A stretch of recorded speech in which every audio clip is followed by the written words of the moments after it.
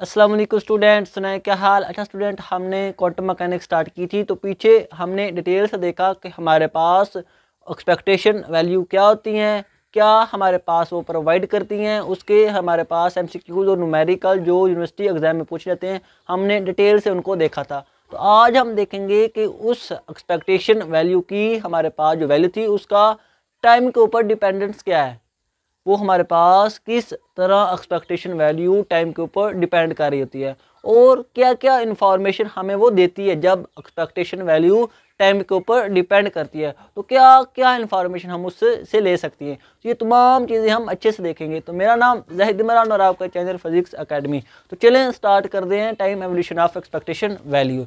तो स्टूडेंट, हम लास्ट में जो हमारे पास फाइनल रिजल्ट आएगा उसमें हम डिटेल से देखेंगे कि क्या इंफॉर्मेशन हम इससे ले रहे हैं। हम एवं नहीं पढ़ रहे इस टाइम एवोल्यूशन को, हम इस एवं नहीं पढ़ रहे, इसकी हमारे पास रीज़न है। ये हमारे पास इंफॉर्मेशन देता है कि किस तरह एक्सपेक्टेशन वैल्यू जो कि किसी भी क्वांटम ऑपरेटर की एवरेज वैल्यू होती है उसका टाइम के ऊपर क्या डिपेंड है, वो टाइम के ऊपर किस किस तरह डिपेंड कर रही है और क्या क्या इन्फॉर्मेशन हमें टाइम के साथ साथ वो दे रही है। ये तमाम चीज़ें हम इंशाल्लाह देखेंगे। सबसे पहले हम स्टार्ट करते हैं time evolution of expectation value. तो हमने एक्सपेक्टेशन वैल्यू का फार्मूला पीछे डिटेल से देखा था कि वो हमारे पास होता है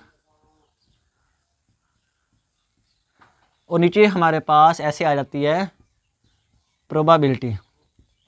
अब हमारे पास हमने कहा कि सिस्टम की टोटल प्रोबेबिलिटी किसके इक्वल होती है, 1 के। सिस्टम की टोटल प्रोबेबिलिटी 1 के इक्वल होती है उस वक़्त जब हमारे पास ये वाला वेव फंक्शन नॉर्मलाइज हो। ये याद रखना स्टूडेंट, वेव फंक्शन जब नॉर्मलाइज हो देन उसकी हमारे पास सिस्टम की प्रोबेबिलिटी 1 के इक्वल होती है। तो अगर हमारे पास ये वेव फंक्शन नॉर्मलाइज है तो ये हमारे पास 1 के इक्वल आ गया, तो पीछे हमारे पास जो एक्सपेक्टेशन वैल्यू बचेगी वो सिंपली ये वाली होगी, ये वाली एक्सपेक्टेशन वैल्यू। अब हमने इसकी टाइम डिपेंडेंस निकालनी है कि ये एक्सपेक्टेशन वैल्यू किस तरह टाइम के ऊपर डिपेंड कर रही है। तो हमने इसका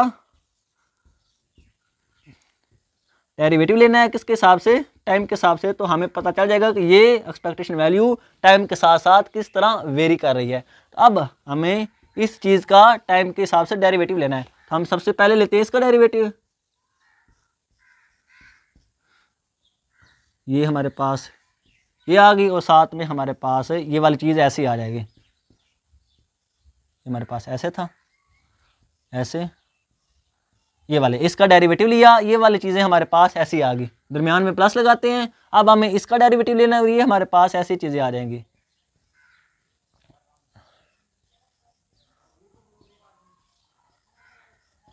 और साथ में हमारे पास ये वाली चीज़ ऐसी आ जाएगी। अब हमें किसका चाहिए डेरिवेटिव, इस चीज़ का। ये वाली चीज़ें हमारे पास ऐसी आ जाएंगी, सही। और साथ में हमारे पास ये वेव फंक्शन और ये ऐसे हमारे पास, और साथ में हमें किसका डेरिवेटिव चाहिए, इस कैट का। ये वाली चीज़ें हमारे पास इक्वेशन बन गई। हमने प्रोडक्ट रूल लगाया, हमने पहले इसका डेरिवेटिव लिया, ये सारी चीज़ें ऐसे, इसका लिया, फिर दोनों ऐसे, फिर हमने लास्ट का डेरिवेटिव लिया और पिछले वाली चीज़ें हमारे पास ऐसे आ गई। अब हमें चीज़ चाहिए वैल्यू इसकी, एक इस चीज़ की वैल्यू हमें चाहिए, एक हमारे पास इस चीज़ की वैल्यू चाहिए। तो हम अब निकालते हैं इस टाइम के हिसाब से जो कैट की वैल्यू बरा की वैल्यू है और टाइम के साथ से जो कैट की वैल्यू है वो निकालते हैं। तो हमें पता कि जब हमारे पास हैमिल्टोनियन ऑपरेटर किसी वेव फंक्शन के ऊपर अप्लाई हो तो हमें क्या मिलती है, एनर्जी, और साथ में हमारे पास वेव फंक्शन ऐसे का ऐसे आ जाता है। अब एनर्जी की हमें पता क्या वैल्यू होती है, हमारे पास आयोटा एच का डेल ओवर डेल टी, ये हमारे पास वैल्यू होती है एनर्जी ऑपरेटर के। तो हमने वो वैल्यू पुट कर दी, आयोटा एच का डेल ओवर डेल टी, और साथ हमारे पास क्या है, ये वेव फंक्शन है। अब हमें क्या चाहिए, इस कैट की वैल्यू चाहिए टाइम के हिसाब से। तो हमें ये चाहिए, तो हम ये निकाल लेते हैं यहाँ से। जब हमने ये निकाला टाइम के हिसाब से तो ये वाली चीज़ सारी इधर आकर डिवाइड हो जाएंगी। तो हमें जब हमारे पास 1 ओवर आयोटा हमेशा माइनस आयोटा के इक्वल होता है, तो जब ये सारी चीज़ें इधर आकर डिवाइड हुई तो 1 ओवर आयोटा एच कट बना। 1 ओवर आयोटा हमारे पास क्या होता है, माइनस आयोटा, और एच कट हमारे पास ऐसे ही साथ आ जाएगा। और साथ में ये हैमिल्टोनियन ऑपरेटर और साथ में ये वेव फंक्शन। अब हमें ये तो चीज़ मिल गई, अब हमें क्या चाहिए, इस ब्रा की भी वैल्यू चाहिए टाइम के हिसाब से। तो हम क्या लेते हैं, हार्मिशन कंजुगेट लेते हैं। जब हमने एक हमें ये वैल्यू चाहिए थी, ये मिल गई हमें, एक हमें ये चाहिए। जब हमने हार्मिशन कंजुगेट लिया तो ये जो कैट है ये किस में कन्वर्ट हो जाएगा, ब्रा में। और फाइनली जब हमने अयोटा का हार्मिशन लिया तो वो प्लस में कन्वर्ट हो गया, अयोटा और एच काट। और जब हम दो चीज़ों का वेव लेते हैं हार्मिशन तो वो कन्वर्ट हो जाती हैं, हमारे पास रद्दो बदल हो जाती है, उनकी पोजीशन चेंज हो जाती है। तो साई पहले आ जाएगा और एच बाद में चला जाएगा। तो और साथ में हमारे पास ये क्या था, और एच जो हमारे पास होता है स्टूडेंट, ये हमारे पास क्या था, पहले ये कैट था, ये हमारे पास ये भी कैट था, ये भी कैट था हमारे पास। और जब हमने ये सारी वैल्यू निकाली तो ये भी हमारे पास क्या था, कैट था। अब हमारे पास ये ब्रा था, तो ये भी जब हमारे पास इसका लिया कम्प्लेक्स कंजुगेट हार्मिशन कंजुगेट तो कैट किस में कन्वर्ट हो गया, ब्रा में। ये हमारे पास ब्रा में। और हार्मिशन का हमारे पास हैमिल्टोनियन का हार्मिशन हमेशा एच के इक्वल ही होता है। अगर हम इसका हार्मिशन लें कम्प्लेक्स कंजुगेट लें तो वो हमारे पास एच के इक्वल ही होता है, हैमिल्टोनियन ऑपरेटर के इक्वल ही आता है। तो इसमें हमारे पास कोई चेंज नहीं आएगा। अब हमें सारी वैल्यू मिल गई, एक हमारे पास ये भी मिल गई और हमारे पास ये भी मिल गई। अब हमने इसको इस इक्वेशन में पुट करना है। जब फाइनली जब हम इसको वैल्यू को पुट करेंगे तो हमारे पास जो चीज़ बनेगी फाइनली वो हमारे पास आएगा रिजल्ट ये। इसकी क्या हमारे पास ये ब्रा है तो ये हमारे पास ये वाली वैल्यू आएगी, अयोटा और एच कट, साथ में ब्रा हैमिल्टोनियन, और पीछे हमारे पास ये वाली चीज़ आ जाएगी, ये वाली चीज़, इसकी वैल्यू हमारे पास ये वाली, और पीछे ये बचा था हम उसको लिख लेते हैं। तो साथ में हमारे पास ए ऑपरेटर और ये वाली वैल्यू आ गई, ये वाली बन गई। अब हमने इसकी वैल्यू पुट करनी है, इसको हम इधर ले आते हैं और इसको हम उधर कर देते हैं। तो हमने ये लिखा प्लस ये वाली वैल्यू पुट की, ए ऑपरेटर लिखा, और ये कैट की वैल्यू पुट करनी है। तो जब हमारे पास कैट की वैल्यू ये है तो माइनस अयोटा और एच कट हैमिल्टोनियन की वैल्यू हमारे पास है, और साथ में हमारे पास क्या है, कैट है। और ये हमारे पास जो प्लस वाली वैल्यू थी ये हमारे पास ऐसे आ जाएगी। और याद रखना हमारे पास ये हमने इसको ऐसे लिख दिया, ए ऑपरेटर, हम इसको थोड़ा संभाल कर लेते हैं। तो स्टूडेंट हमें पता कि हमारे पास एक्सपेक्टेशन वैल्यू क्या होती है, जब हम उस ऑपरेटर ए को ब्रा और कैट के साथ मल्टीपल करते हैं तो उस चीज़ की हमारे पास एक्सपेक्टेशन वैल्यू आ जाती है। इधर भी देखो हमारे पास ये जो ऑपरेटर का टाइम के साथ डेरिवेटिव है, इधर भी हमारे पास ब्रा है और इधर कैट है, तो ये हमारे पास क्या है, इस ऑपरेटर की टाइम के हिसाब से एक्सपेक्टेशन वैल्यू है। तो हम ये वैल्यू पुट कर देते हैं, ये वाला साइन यूज़ कर लिया और ये वाली हमारे पास वैल्यू आ गई।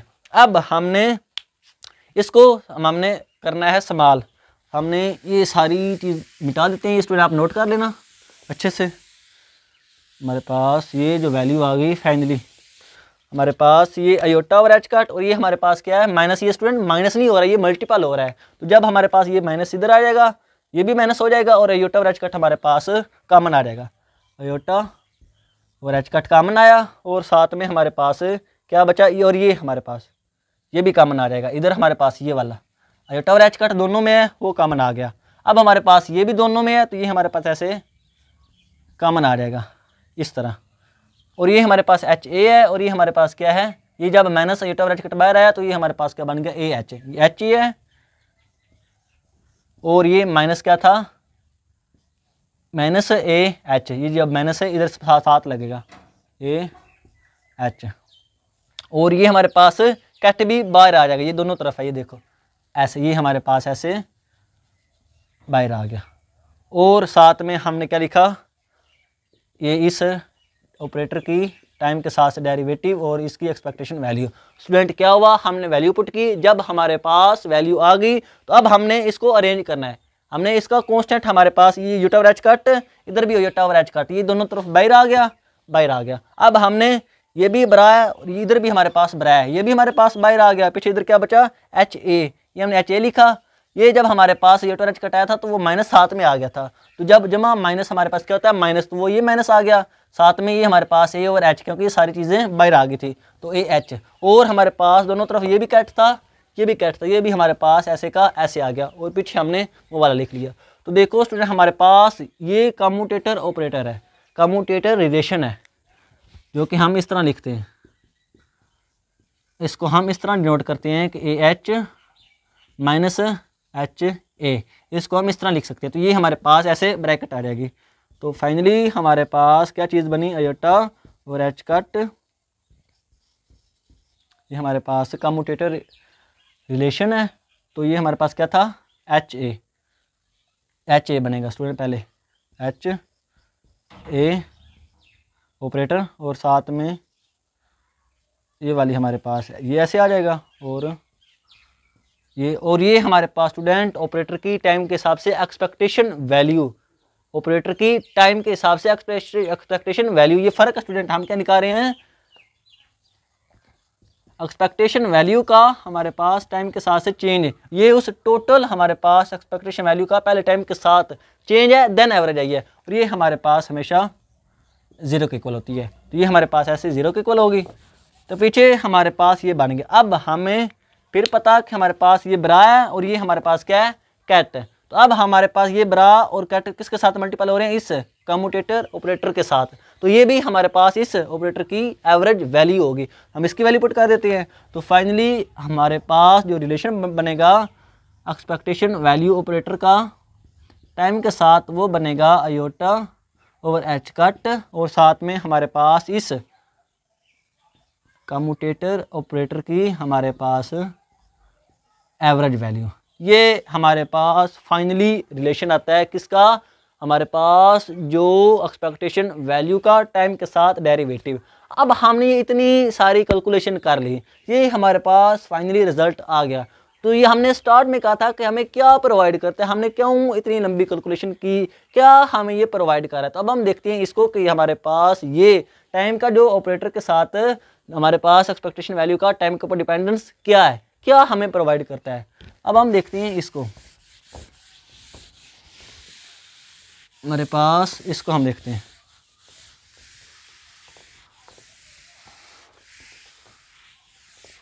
ये हमारे पास क्या आया, एक्सपेक्टेशन वैल्यू की टाइम के हिसाब से डिपेंडेंस क्या आई, आयोटा ओवर एच कट, और साथ में एच ए की एक्सपेक्टेशन वैल्यू। अब हमारे पास अगर तो ये दोनों ऑपरेटर कम्यूट हो, कम्यूट का क्या मतलब कि उनका रिजल्ट 0 आ जाए, एच ए हमारे पास है अगर, तो इनको हम ऐसे लिख सकते हैं H A minus A H, ये सारी ऑपरेटर की फॉर्म में होंगी। और अगर ये दोनों कम्यूट हों, कम्यूट का मतलब क्या, इन दोनों का रिजल्ट 0 हो जाए, तो फिर क्या होगा, अगर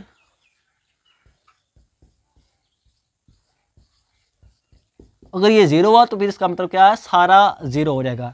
अब यहाँ से हमारे पास इंपॉर्टेंट रिजल्ट आता है कि जब हमारे पास कोई ऑपरेटर हैमिल्टोनियन के साथ कंप्यूट हो, तो उसका हमारे पास एक्सपेक्टेशन उस ऑपरेटर की टाइम के साथ से जो एक्सपेक्टेशन वैल्यू थी वो 0 आती है, मतलब कि कांस्टेंट आती है, कांस्टेंट के डेरिवेटिव 0 होता है ना। तो यहाँ से क्या पता चला, हमारे पास ये जो एक्सपेक्टेशन वैल्यू है ये हमारे पास क्या है, कांस्टेंट। ये स्टूडेंट हमारे पास बहुत इंपॉर्टेंट और इंटरेस्टिंग रिजल्ट है।